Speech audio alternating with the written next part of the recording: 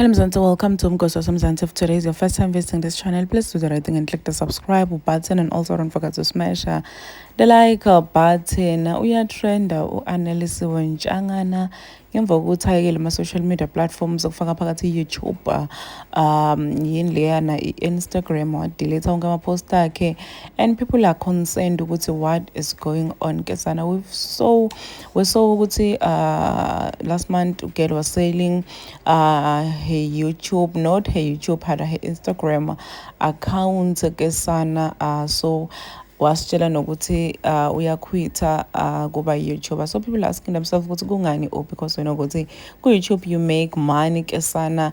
Does this mean ukuthi girl wants to be now a full-time housewife, or ayekele ngisho ne-content creation? Please do comment what you think below down in the comment section. Don't forget to hit the notification bell. I am signing out. Goodbye.